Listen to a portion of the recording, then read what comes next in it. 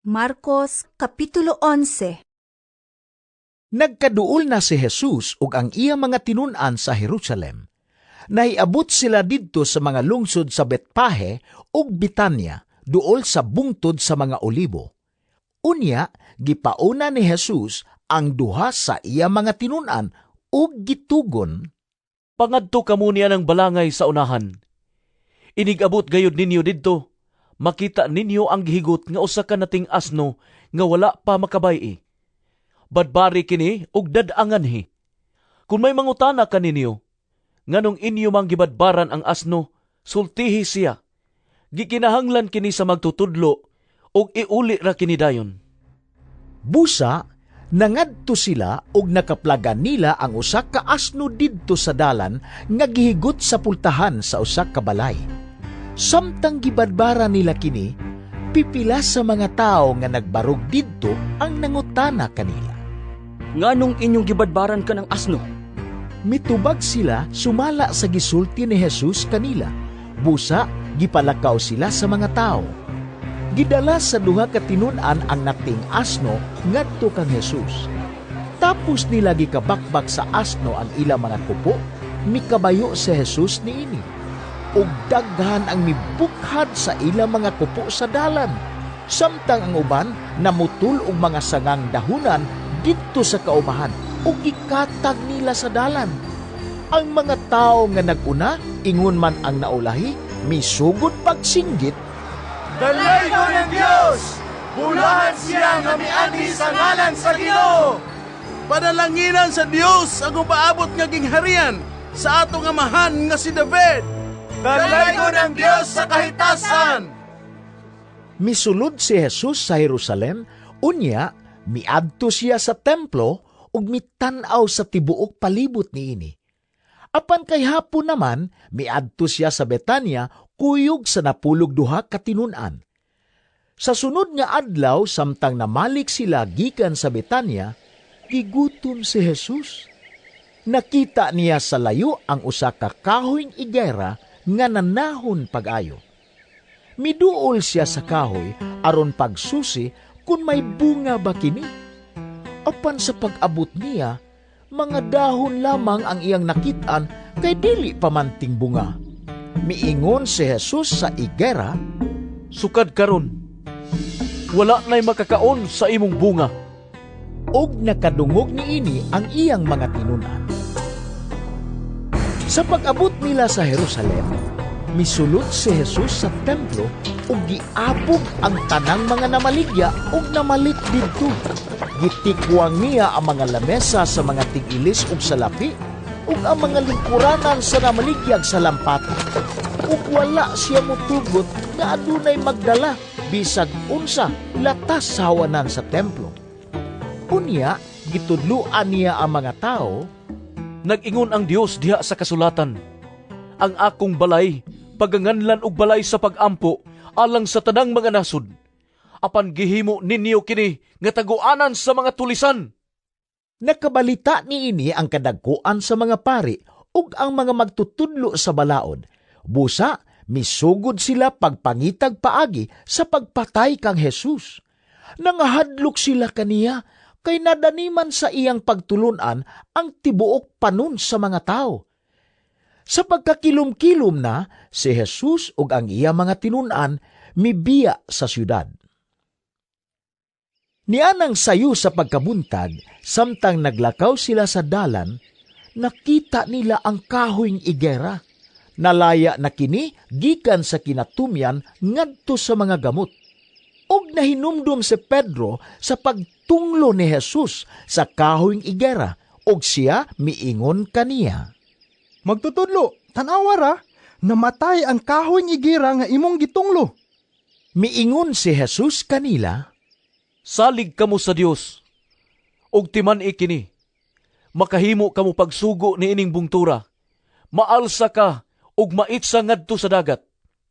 Kung kamo walay pagduha-duha sulod sa inyong kasing-kasing, og nagtuo nga mahimo ang inyong gisulti, mahimo gayud kini. Tungod niini, ingnon ko kamo, nga bisag unsa ang inyong pangayoon diha sa pag-ampo, tuuhi nga madawat ninyo kini ug mainyo gayud kini. Inigtindog ninyo aron magampo. Kung aduna kamoy kayugot bato kang bisan kinsa, pasaylua una siya, aron ang inyong amahan nga tuwa sa langit, mupasaylo usab kaninyo. Unya, namalik sila sa Jerusalem. Samtang naglakaw si Jesus sulod sa templo, giduol siya sa kadagkuan sa mga pari, ingon man sa mga magtutudlo sa balaod ug sa mga pangulo sa mga Hudiyo. Nangutana sila kaniya, Unsa may imong katungod sa pagbuhat niini? Kinsa may naghatag kanimo sa maong katungod? miingon si Jesus kanila, Usa lang ang akong pangutana kaninyo, ug kung makatubag kamo, tug-anan ko kamo sa unsang katungod ako nagbuhat niining mga butanga. Tug-ani ako, diin man gikan ang katungod ni Juan sa iyang pagpamunyag. Gikan ba sa Dios o gikan ba sa tao? Unya, gitimbang-timbang nila ang ilang itubag kaniya. Unsa may atong itubag? Kun motubag kita nga gikan sa Dios, musumbalik siya pagpangutana. Unya nganuman nga wala kamumutuo kang Juan. Apan unsa may atong itubag? Gikan sa tao? Nangahadlok sila sa mga tao kay ang tanan nagtuo manggayod nga si Juan tinuod nga propeta.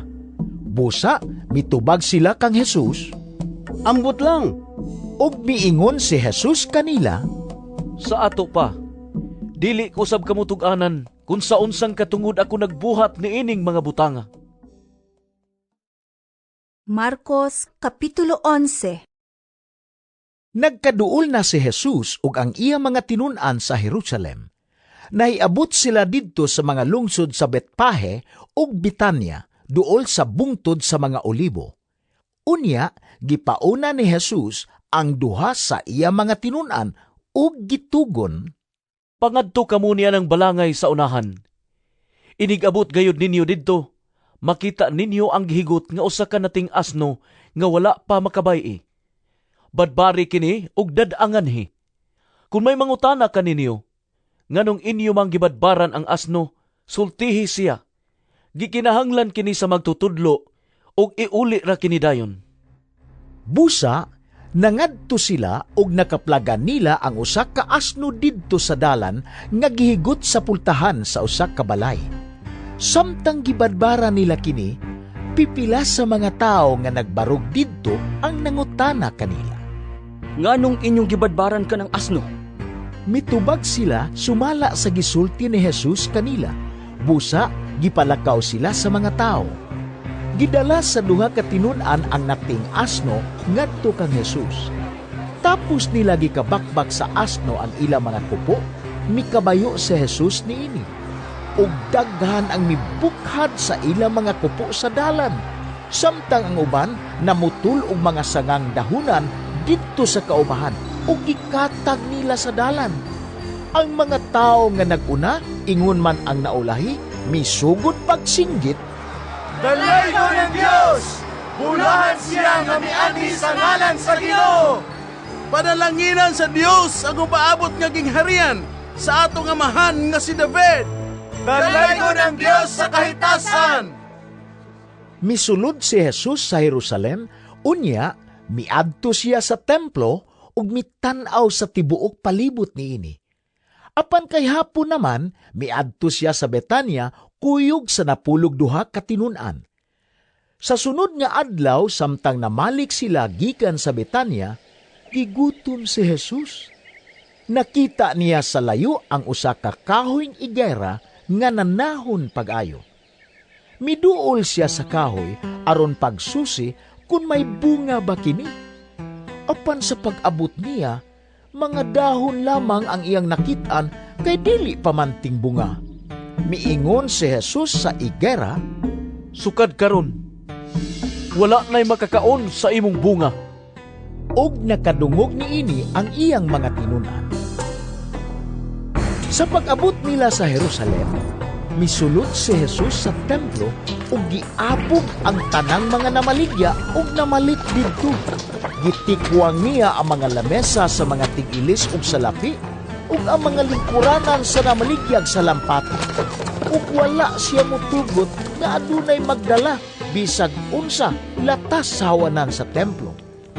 Unya, gitudluan niya ang mga tao, Nag-ingon ang Dios diha sa kasulatan, ang akong balay, paganganlan og balay sa pagampo, alang sa tanang mga nasod. Apan gihimo ninyo kini nga taguanan sa mga tulisan. nakabalita niini ang kadagkuan sa mga pari ug ang mga magtutudlo sa balaod. Busa, misugod sila pagpangitag paagi sa pagpatay kang Jesus. Nangahadlok sila kaniya, kay nadaniman sa iyang pagtulunan ang tibuok panon sa mga tao. Sa pagkakilom-kilom na, si Jesus ug ang iya mga tinunan mibiya sa syudad. Nianang sayo sa pagkabuntag, samtang naglakaw sila sa dalan, nakita nila ang kahoyng igera. Nalaya na kini gikan sa kinatumyan ngadto sa mga gamot. Og nahinumdum si Pedro sa pagtunglo ni Jesus sa kahoyng igera, og siya miingon kaniya. Magtutudlo, tanawa ra, namatay ang kahoy igira nga imong gitunglo. Miingon si Jesus kanila, Salig kamo sa Dios, og timan ikini, makahimo kamo pagsugo ni ining bungtura, maalsa ka og maitsa ngadto sa dagat. Kung kamo walay pagduha-duha sulod sa inyong kasing-kasing, og nagtuo nga mahimo ang inyong gisulti, mahimo gayud kini. Tungod ni ini, ingnon ko kamo, nga bisag unsa ang inyong pangayoon diha sa pagampo, tuuhi nga madawat ninyo kini og mainyo gayud kini. Inigtindog ninyo aron magampo, kung aduna kamoy kayugot bato kang bisan kinsa, pasaylua una siya, aron ang inyong amahan nga tuwa sa langit, mupasaylo usab kaninyo. Unya, namalik sila sa Jerusalem. Samtang naglakaw si Jesus sulod sa templo, giduol siya sa kadagkuan sa mga pari, ingon man sa mga magtutudlo sa balaod ug sa mga pangulo sa mga Hudiyo. Nangutana sila kaniya, Unsa may imong katungod sa pagbuhat niini? Kinsa may naghatag kanimo sa maong katungod? miingon si Jesus kanila, Usa lang ang akong pangutana kaninyo, ug kung makatubag kamo, tug-anan ko kamo sa unsang katungod ako nagbuhat niining mga butanga. Tug-ani ako, diin man gikan ang katungod ni Juan sa iyang pagpamunyag. Gikan ba sa Dios o gikan ba sa tao? Unya, gitimbang-timbang nila ang ilang itubag kaniya. Unsa may atong itubag? Kun motubag kita nga gikan sa Dios, musumbalik siya pagpangutana. Unya nganuman nga wala kamumutuo kang Juan. Apan unsa may atong itubag? Gikan sa tao? Nangahadlok sila sa mga tao kay ang tanan nagtuo manggayod nga si Juan tinuod nga propeta. Busa, mitubag sila kang Jesus, Ambot lang. ug miingon si Jesus kanila, Sa ato pa, dili ko sab kamo tug-anan kung sa unsang katungod ako nagbuhat niining mga butanga. Marcos Kapitulo 11. Nagkaduol na si Jesus ug ang iya mga tinunan sa Jerusalem. Naiabot sila didto sa mga lungsod sa Betpahe ug Bitanya, duol sa bungtod sa mga olibo. Unya, gipauna ni Jesus ang duha sa iya mga tinunan ug gitugon, Pangadto kamo niya ng balangay sa unahan. Inigabot gayud ninyo didto, makita ninyo ang gihigot nga usa ka nating asno nga wala pa makabay-i. Badbari kini ug dad-anganhi. Kung may mangutana kaninyo, nganong inyo mang gibadbaran ang asno, sultihi siya. Gikinahanglan kini sa magtutudlo ug iuli ra kini dayon. Busa, nangadto sila ug nakaplagan nila ang usa ka asno didto sa dalan nga gihigot sa pultahan sa usa ka balay. Samtang gibadbara nila kini, pipila sa mga tao nga nagbarog didto ang nangutana kanila. Nganong inyong gibadbaran ka ng asno? Mitubag sila sumala sa gisulti ni Jesus kanila. Busa, gipalakaw sila sa mga tao. Gidala sa duha ka tinunan ang nating asno ngadto kang Jesus. Tapos nila gikabakbak sa asno ang ilang mga kupo, mikabayo si Jesus niini. ug daghan ang mibukhad sa ilang mga kupo sa dalan. Samtang ang uban namutul og mga sangang dahunan didto sa kaubahan ug gikatag nila sa dalan. Ang mga tao nga naguna, ingon man ang naulahi, misugod pagsinggit, Dalay ko ng Diyos! Bulahan siya nga miani sa ngalan sa Ginoo! Padalanginan sa Dios ang upaabot nga gingharian sa atong amahan nga si David. Dalay ko ng Diyos sa kahitasan! Misulod si Jesus sa Jerusalem, unya, miadto siya sa templo ug mitan-aw sa tibuok palibot niini. Apan kay hapon naman, miadto siya sa Betania, kuyog sa napulog duha ka tinun-an. Sa sunod nga adlaw, samtang namalik sila gikan sa Betania, gigutom si Jesus. Nakita niya sa layo ang usa ka kahoyng igera nga nanahon pag-ayo. Miduol siya sa kahoy aron pagsusi kung may bunga ba kini. Apan sa pag-abot niya, mga dahon lamang ang iyang nakitaan kay dili pamanting bunga. Miingon si Jesus sa igera, Sukad karon, wala na'y makakaon sa imong bunga. og nakadungog niini ang iyang mga tinunan. Sa pag-abot nila sa Jerusalem, misulod si Jesus sa templo ug giabog ang tanang mga namaligya ug namalit didto. Gitikwang niya ang mga lamesa sa mga tig-ilis ug salapi ug ang mga lingkuranan sa namaligyag sa lampata. Ug wala siya motugot nga adunay magdala bisag unsa latas sa hawanan sa templo. Unya, gitudluan niya ang mga tao, Nag-ingon ang Dios diha sa kasulatan, ang akong balay, paganganlan og balay sa pag-ampo, alang sa tanang mga nasod. Apan gihimo ninyo kini nga taguanan sa mga tulisan. nakabalita niini ang kadagkuan sa mga pari ug ang mga magtutudlo sa balaod. Busa, misugod sila pagpangitag paagi sa pagpatay kang Jesus. Nangahadlok sila kaniya kay nadaniman sa iyang pagtulunan ang tibuok panon sa mga tao. Sa pagkakilom-kilom na, si Jesus ug ang iyang mga tinunan mibiya sa syudad. Nianang sayo sa pagkabuntag, samtang naglakaw sila sa dalan, nakita nila ang kahoyng igera. Nalaya na kini gikan sa kinatumyan ngadto sa mga gamot. Og nahinumdum si Pedro sa pagtunglo ni Jesus sa kahoyng igera, og siya miingon kaniya. Magtutudlo, tanawara, namatay ang kahoyng igira nga imong gitunglo. Miingon si Jesus kanila, Salig kamo sa Dios, og timan ikini, makahimo kamo pagsugo ni ining bungtura, maalsa ka og maitsa ngadto sa dagat.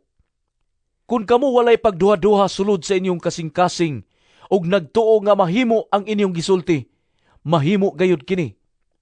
Tungod niini, ingnon ko kamo, nga bisag unsa ang inyong pangayoon diha sa pag-ampo, tuuhi nga madawat ninyo kini og mainyo gayud kini.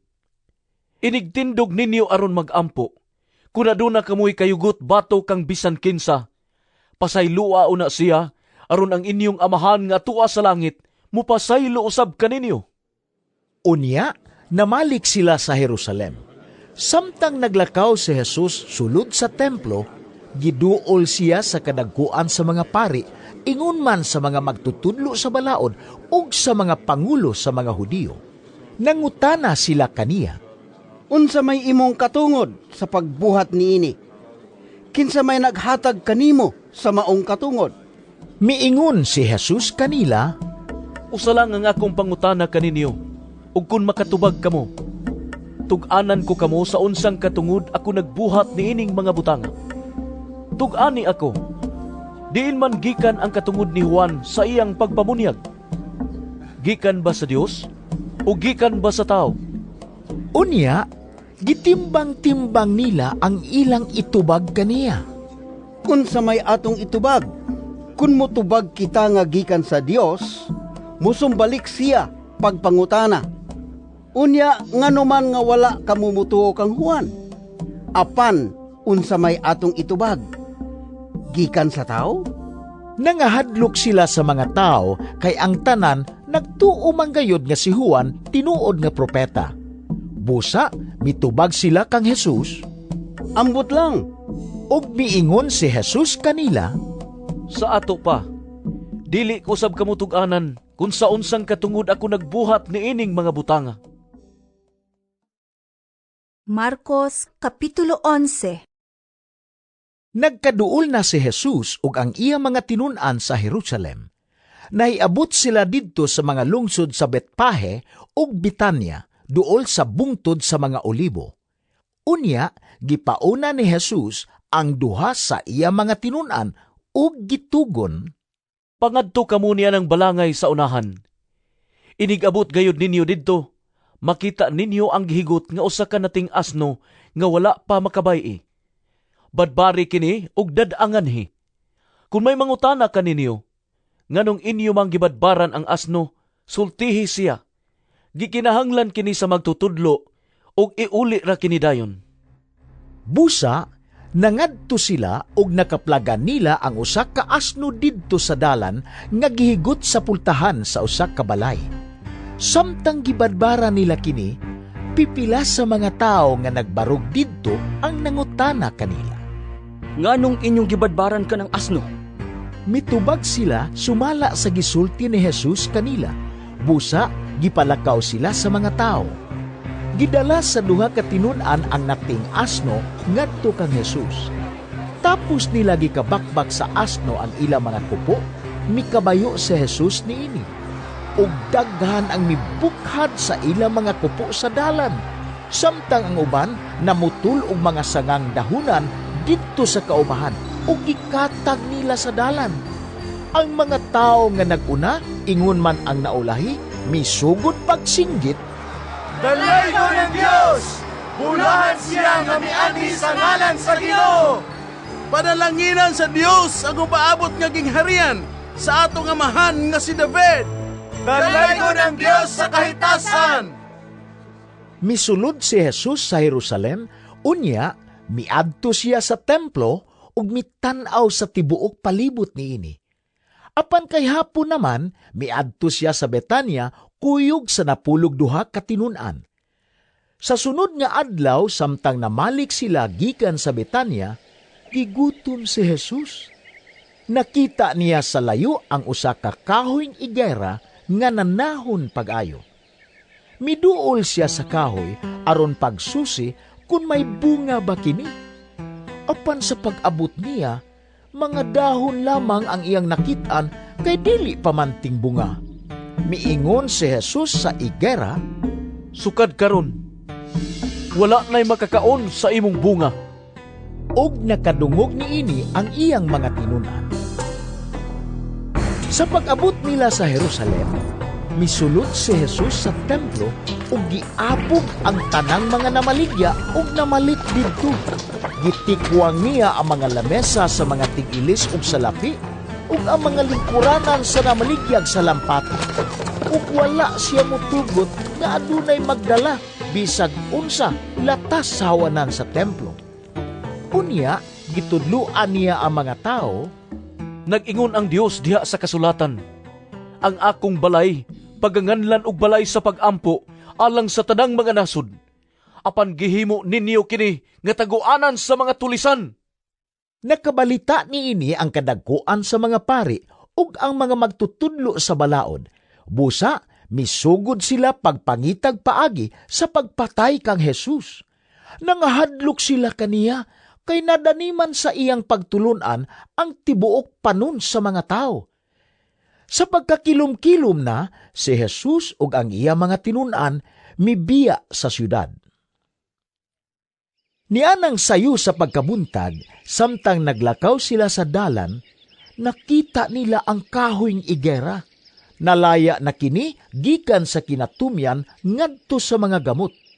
Og nahinumdum si Pedro sa pagtunglo ni Jesus sa kahoyng igera, og siya miingon kaniya. Magtutudlo, tanawara, namatay ang kahoy ni gira nga imong gitunglo. Miingon si Jesus kanila, Salig kamo sa Dios, og timan ikini, makahimo kamo pagsugo ni ining bungtura, maalsa ka ug maitsa ngadto sa dagat. Kung kamo walay pagduha-duha sulod sa inyong kasing-kasing ug nagtuo nga mahimo ang inyong gisulti, mahimo gayud kini. Tungod niini, ingnon ko kamo, nga bisag unsa ang inyong pangayoon diha sa pag-ampo, tuuhi nga madawat ninyo kini ug mainyo gayud kini. Inigtindog ninyo aron mag-ampo, kung aduna kamoy kayugot bato kang bisan kinsa, pasaylua una siya, aron ang inyong amahan nga tuwa sa langit, mupasaylo usab kaninyo. Unya, namalik sila sa Jerusalem. Samtang naglakaw si Jesus sulod sa templo, giduol siya sa kadagkuan sa mga pari, ingon man sa mga magtutudlo sa balaod ug sa mga pangulo sa mga Hudiyo. Nangutana sila kaniya, Unsa may imong katungod sa pagbuhat niini? Kinsa may naghatag kanimo sa maong katungod? miingon si Jesus kanila, Usa lang ang akong pangutana kaninyo, ug kung makatubag kamo, tug-anan ko kamo sa unsang katungod ako nagbuhat niining mga butanga. Tug-ani ako, diin man gikan ang katungod ni Juan sa iyang pagpamunyag. Gikan ba sa Dios o gikan ba sa tao? Unya, gitimbang-timbang nila ang ilang itubag kaniya. Unsa may atong itubag? Kun motubag kita nga gikan sa Dios, musumbalik siya pagpangutana. Unya nganuman nga wala kamumutuo kang Juan. Apan unsa may atong itubag? Gikan sa tao? Nangahadlok sila sa mga tao kay ang tanan nagtuo manggayod nga si Juan tinuod nga propeta. Busa, mitubag sila kang Jesus. Ambot lang. Og miingon si Jesus kanila, Sa ato pa, dili ko sab kamo tug-anan kung sa unsang katungod ako nagbuhat niining mga butanga.